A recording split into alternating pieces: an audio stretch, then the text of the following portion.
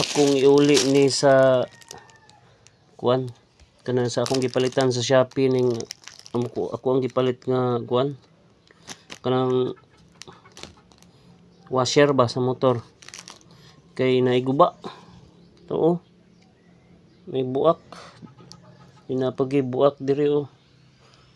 kung iuli kay magpa-refund ko kay di man mapuslan guba man so ako lang magpa-refund ko dayon padala ni sa kuan tagiya muna na siya ha seller kompleto hasta ning kuan kaniyang mga so na